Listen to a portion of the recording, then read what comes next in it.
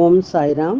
ஸ்ரீ சாயின் ஆசீர்வாதத்துடன் ஸ்ரீ கோவிந்த் ரகுநாத் தபோல்கர் என்ற ஹேமாத்மன் இயற்றிய ஸ்ரீ சாய் சச்சரித்திர கிரந்தத்தின் அடிப்படையிலே தொகுத்து மூல மராத்தியிலே விரிவுரையுடன் இயற்றிய தைந்தின் சாயிபோத் பேராசிரியர் டாக்டர் சீதாராம் கணேஷ் தேசாய் அவர்கள்.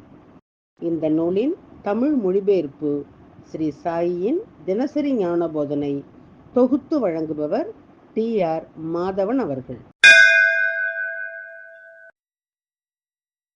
ஸ்ரீ சாயின் இன்றைய ஞான போதனை.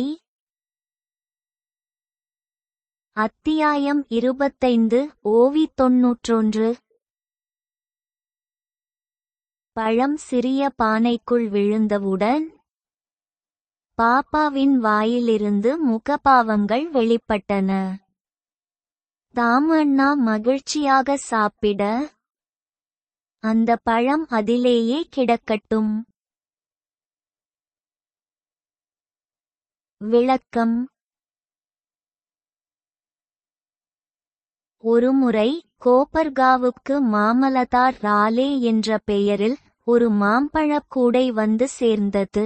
மாதவ்ராவ் என்ற பெயரில் பாப்பாவின் பாதங்களில் சமர்ப்பிக்கப்பட்டது. அங்கிருந்து அந்த கூடை ஷீர்டிக்கு பயணித்தது. மசூதியில் பாப்பாவின் முன் அந்த கூடை திறக்கப்பட்ட போது 300க்கும் மேற்பட்ட அழகான மற்றும் சுவையான மாம்பழங்கள் வெளிப்பட்டன. பாபா அவற்றை மாதவ்ராவிடம் கொடுத்தார். அவற்றில் 4ஐ ஒரு மண்பானையில் வைத்து மீதமுள்ளவற்றை தன்னுடன் எடுத்துச் சென்றார். பழங்கள் பானையில் விழுந்தவுடன், பாபா, இந்த மாம்பழங்கள் தாமு அண்ணாவுக்கானவை. அவை உங்களுடையவை அல்ல. அவை இங்கேயே இருக்கட்டும் என்றார். 2 மணி நேரம் கழித்து தாமு அண்ணா பூஜை பொருட்களுடன் மசூதிக்கு திரும்பினார். முன்பு என்ன நடந்தது என்பது அவருக்கு தெரியாது. பாபா சத்தமாக கத்தத் தொடங்கினார், இந்த மாம்பழங்கள் தாமு அண்ணாவுக்கே உரியவை. அவை எங்களுடையவை அல்ல. மக்கள் அவற்றைச் சாப்பிட முயற்சிக்கிறார்கள். அவர் உங்கள் மாம்பழங்களை சாப்பிட்டு இறக்க வேண்டும். அண்ணா மாம்பழங்களை ஸ்ரீ பாப்பாவின் பிரசாதம் என்று நம்பி உடனடியாக எடுத்துக்கொண்டார். சாப்பிட்டு செத்துடு. தமுஆனா பயப்படவில்லை.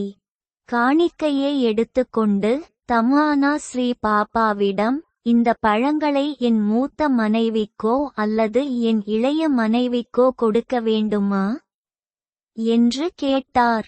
பாபா, இளையவளுக்கு கொடு. அவளுக்கு 8 குழந்தைகள் பிறப்பார்கள், 4 மகன்கள் மற்றும் 4 மகள்கள் என்று பதிலளித்தார். தமுஆனாவுக்கு குழந்தைகள் இல்லை. அதனால்தான் அவர் ஒரு துறவி என்று அழைக்கப்பட்டார். அவர் ஜோதிடத்தின் மீது ஒரு ஆர்வத்தை வளர்த்து கொண்டு ஒரு தலைசிறந்த ஜோதிடரானார். ஜோதிடத்தின் செல்வாக்கினால் தான் அவருக்கு குழந்தைகள் பிறக்காது என்பதை அவர் நன்கு அறிந்திருந்தார். இருப்பினும் சாய் பாபாவிடமிருந்து அந்த உறுதிமொழியை கேட்டதும் அவருக்குள் நம்பிக்கை மீண்டும் பிறந்தது. பின்னர் பாப்பாவின் ஆசீர்வாதங்கள் அவர் வாக்குறுதியளித்தபடியே நிறைவேறின. தமுஆனாவின் ஜோதிடம் பொய்யானது. தனது உடலை விட்டு வெளியேறிய பிறகும் பாபா தரிசனத்தில் தோன்றுவதன் மூலம் தனது வாக்குறுதியை நிறைவேற்றி வருகிறார். குறிப்பு: துறவிகளின் அருளால்தான் பக்தர்களின் எதிர்காலம் பிரகாசமாகிறது. ஓம் சாயிராம். ஸ்ரீ சாயின் தினசரி மற்றொரு ஞான போதனை அடுத்த தொடரில் கேட்போம்.